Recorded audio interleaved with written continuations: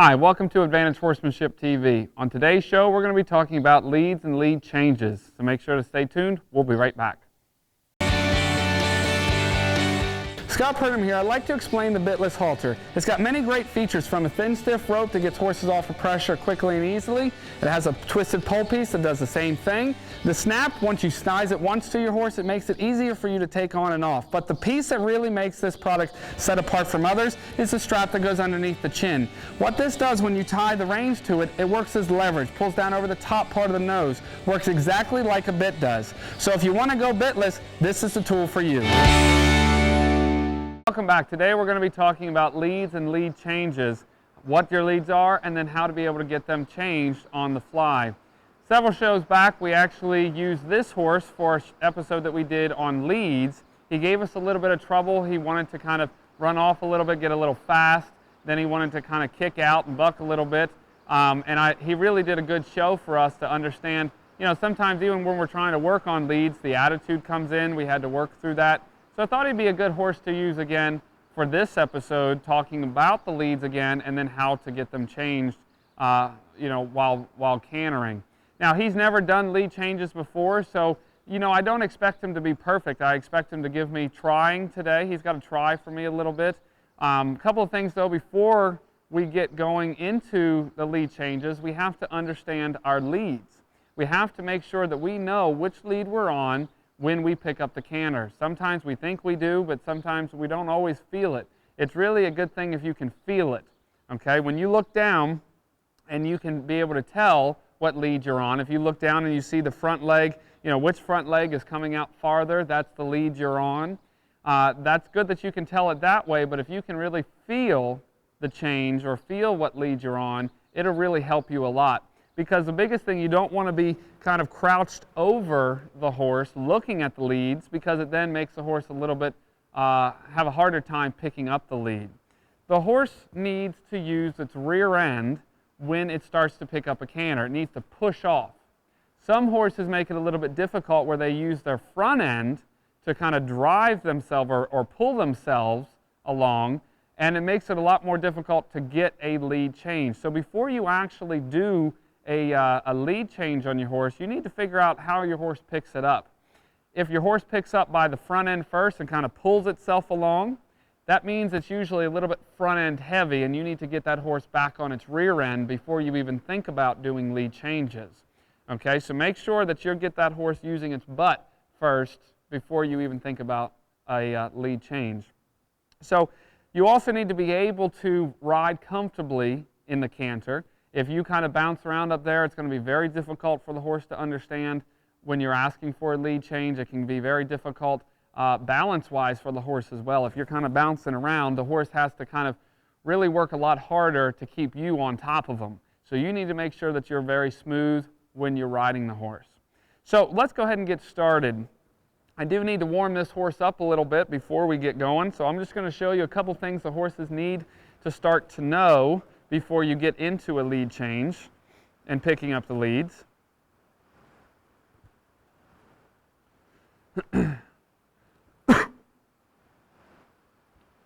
I want to just kind of warm the horse up. It's raining really hard here, so if you hear the rain in the background, I apologize for that.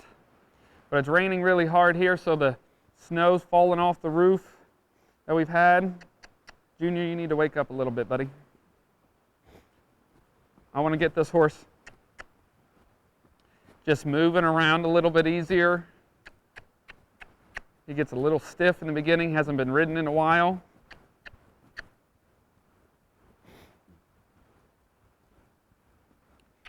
I'm going to do everything today with our Bitless Halter. Come on, lazy. Time to wake up. Thank you. I'm going to do everything today in our Bitless Halter. Really does a nice job with all the horses, getting them soft without the pain of the bit. Good. So what I'd like to have the horse do is start really work on some softening techniques where I can soften the horse left and right. He's a little stiff here, so that means the lead change could be a little bit stiff as well.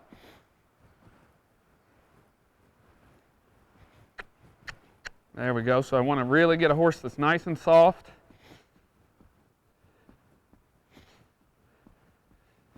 I want to be able to get a horse to move off my leg. If I ask him to move to the left or to the right, I'm going to ask him, move that hip a little bit, move that hip up.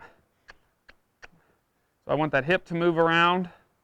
So if I put my outside leg back on the horse here, if you watch this left leg come back, I should be able to push that hip up and around just like this.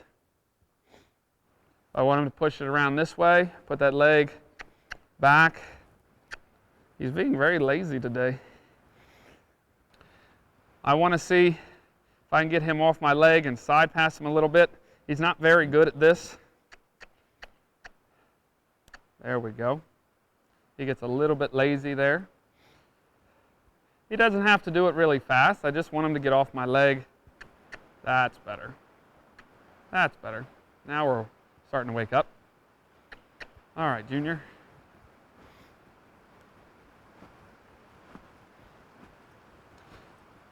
So a couple of things when I ask for the leads, I need to start understanding it's very comfortable for the horse to be on the correct lead if you're in a circle. I get questions all the time about, do the leads really matter on the horse? And they do only when you're going in a certain direction. Like if you're going to the left, they need to be on the left lead. If you're going to the right, they need to be on the right lead.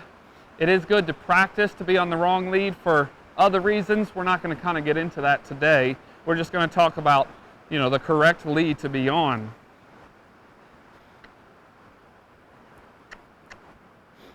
Now, when you're in a straight line, to answer the question about, what lead does it matter, to be on, like if you're out on the trail and you're going in a straight line and cantering out in the field, does it really matter to what lead you're on?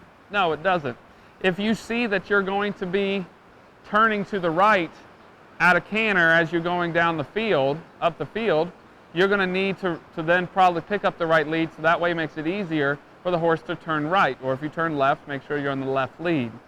Now, to ask for the lead, the correct lead, what you're going to want to try to do is encourage the horse to move forward. I use a cue where I kiss, I put my outside leg on, and I push the horse off into the correct lead. So if I'm going to the left like I am now, I'll put my right leg on. I won't put it too far back. Sometimes I'll push the horse's rear end in a little bit to pick up the canter, and then I'll kiss to make him go forward. It's very important that you have the hip set in a little bit to help them understand their lead. If the horse is having trouble getting the leads, it's really important that horse has that hip set to the inside. The way a horse picks up the lead, using its back end first to push itself, if it's whichever direction the hip is in, is generally the lead it's going to get. So that's really important. If they're in a straight line, it's kind of hit or miss. Some horses have a tendency to pick up the left lead more frequently. Some horses have a tendency to pick up the right lead. So what you just want to make sure to do is have that hip set to the inside to really help them understand what lead to get. So I'll show you here.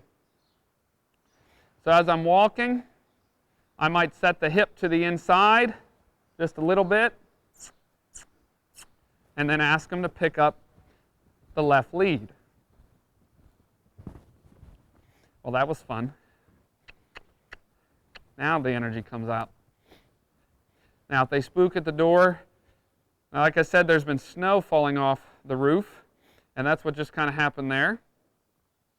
Snow seems to be the #1 spooky thing in this indoor. Hips to the inside, canter off. There we go.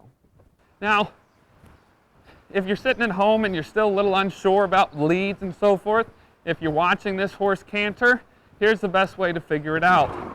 Whichever leg is coming up more in front for both the rear and the front feet is the lead they're on. So if you're watching right now, you're seeing that the left front leg and the left rear leg is coming up more forward than both right legs. That means the horse is on the left lead. Junior, I didn't ask for that stop.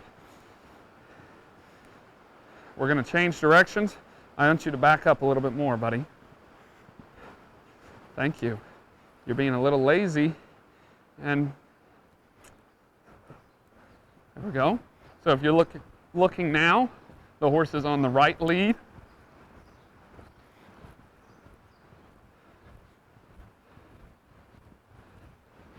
And he's looking at this door again, like it's out to kill him. Now I'm just going to push him through it because I know he can manage to pay a little bit more attention to me because there's no snow now.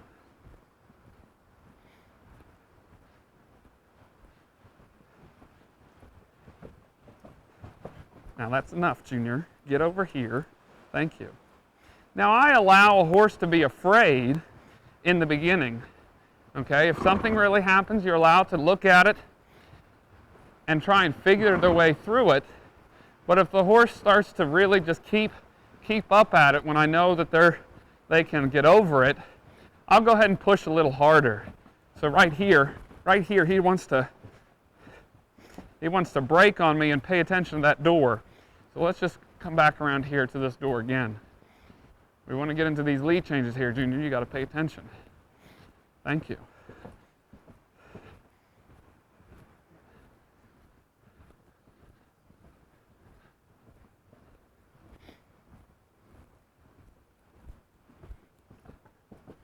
Thank you.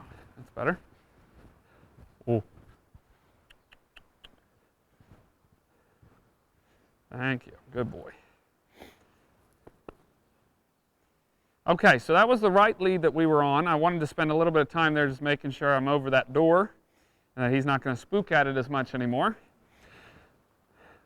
Like I said, you also need to be free moving, free flowing in your seat, be able to ride that canter very well, because if you can't ride that canter and you're bouncing up there, it's just going to make it much more uncomfortable for the horse to even try to get a lead change. But it's important that now we got our horse getting off our leg, we can push the hip around, we can side pass.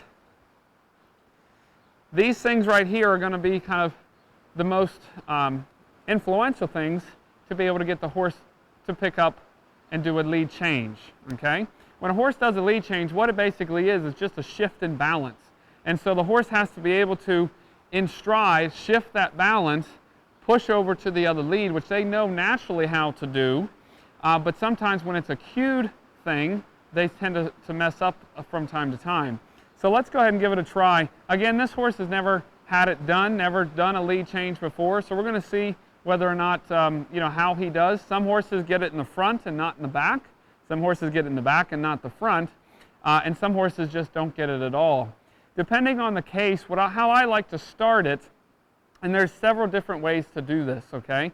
I don't just kind of stick to one specific way. Every horse is a little different. But I like to use their natural ability first to help them understand the lead change. The faster a horse goes, the more easier it is for them to actually do the lead change. Some horses, the more slower you are, they have to use a lot more muscle. And some horses just don't have the muscle in the beginning until they start building it up. So I like to use natural ability to change first before I actually use muscle and slow them down and try and do it with a slower pace.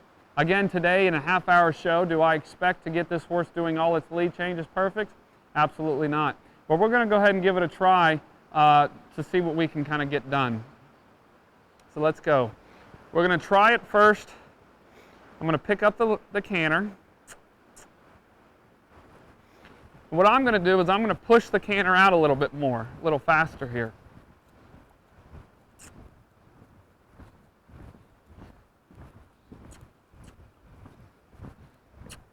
Now as I come around, I'm going to do it in the middle. I'm going to do it on the next circle. I'm going to do it right through here in the middle.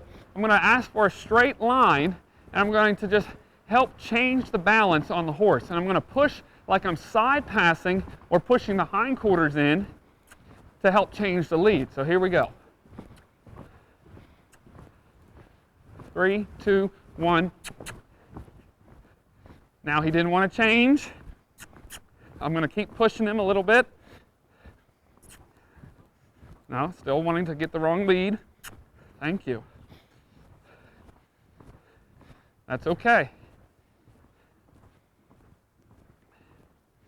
Ready? I'm going to push him over to the right. 3, 2, 1. Close. He got the front. Good boy.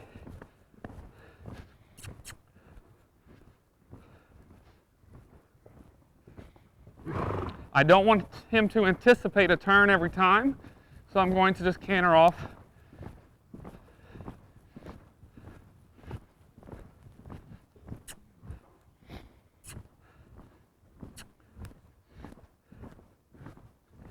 Three, two, one.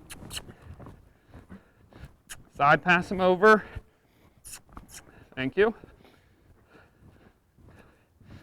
So all I'm doing is basically trying to get him to side pass over and push both the front and the rear over to the other direction. 3, 2, 1. You got the front again. Thank you.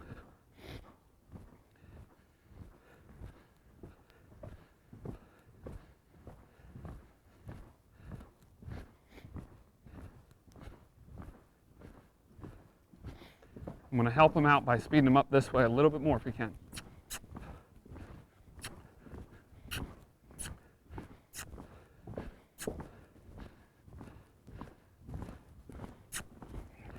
Got the front. Push the hind end in. There we go. Good boy. Good boy. And right here, I'm going to quit. Ooh. Good boy. Okay, now, he got a little rough through there as he's starting to learn it. That's okay. He actually got that rear end in a little bit when I asked him to push over, and he did a really nice job there. A couple times he kept getting the front lead changed, but not the back end. Remember I said, whichever lead they're on, you'll be able to see the front and the rear, the same side legs, okay? See them moving forward, more forward than the other side. So what was happening is he was doing what we call cross-firing. Cross-firing is where they're on one lead in the front and a different lead in the back. So they're on the right lead in the front, left lead in the back. When that happens, if you're not sure whether you felt that or not, I'll give you just kind of a quick piece of advice to help you figure out if you've ever felt that or not. It becomes really, really uncomfortable. It gets really bouncy because they're all over the place and the rhythm is kind of all different. So we're going to give them a quick break and then we're going to get going again. I like to reward when they do something right. He really tried here. Give them a really quick, maybe 2-minute break to think about it. Then we're going to try it again. All right, so we're going to pick up the right lead. I'm going to push that hip to the inside. Good. Next circle, we'll ask for it. I like to go around at least 2 circles so they don't anticipate that change, because some horses really will anticipate things. I'm going to put a little bit more speed into it to help them out. Ready? 3, 2, 1. Junior, you do a good job of throwing me forward, buddy. He's starting to understand that I want a change, I want a difference in his cantering. Whoop, there he anticipated.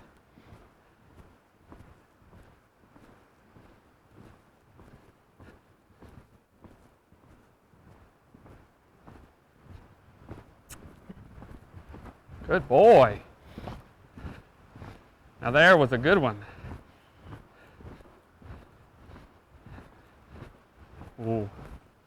Right there. I'm going to give him a really quick reward for that because he really tried on there. Remember, you don't want to really push a horse to do it a lot. You want to get them where they're starting to understand that you're asking for a difference and you need to reward for that. So that was really, really good. We gave him a quick break, let him think about it, and he automatically started realizing, hey, he wants a change from me. So you know what? He thought about it, figured it out. That was excellent. I'm just going to walk for a quick second, and then we're going to try and pick it up again. Good boy. we are going to change directions here, change the direction in which we change the leads. All right, let's pick up that canter again.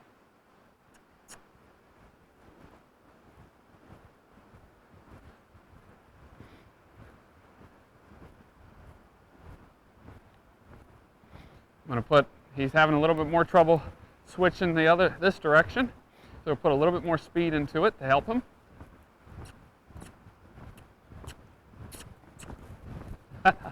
Good job. Good boy. He put a lot more energy into that, effort into that. I like that. Good boy. Good boy.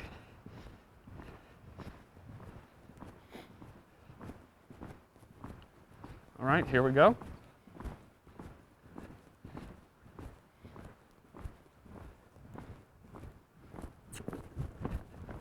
Good boy.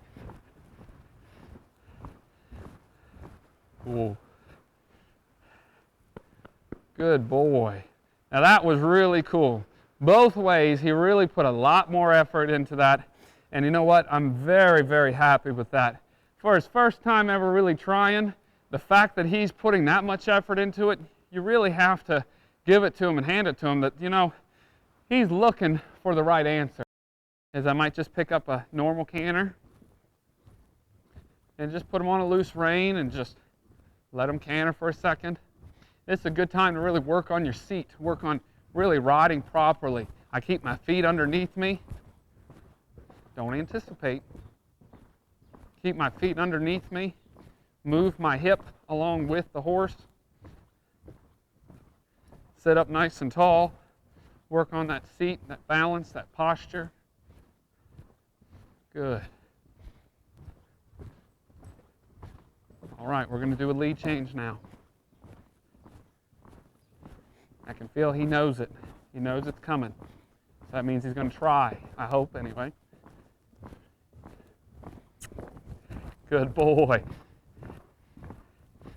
Good boy. Just going to canter around so he doesn't anticipate it again.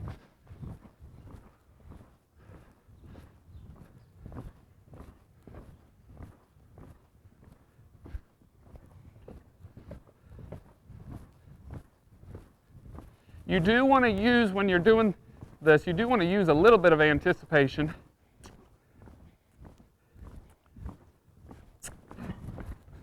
Well, that wasn't very good. He did get it right, but I don't want him to run into it. So we're going to try that again. Very common. It's okay. He's getting a little tired. We're going to have to find a quitting spot here.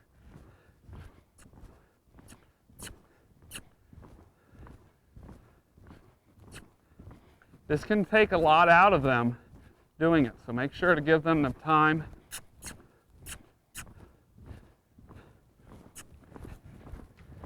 There we go. Don't run into it there. There you go. That was better. It wasn't perfect. Still ran a little bit. And stop. Good boy. So he's getting a little bit tired. And you know what? If you do too much, they can get a little cranky about it. And again, notice I'm doing this whole thing all in a bitless halter. You don't need to have special equipment onto your horse to really be able to achieve this. You should be able to get everything that you want out of your horse with very little. If I loved riding bareback, I could do it all bareback. I'm not a big fan of riding bareback all the time just because it's not as comfortable for me. But you know, you really shouldn't have to use a ton of equipment to be able to ride your horse. I like to do most everything without a bit.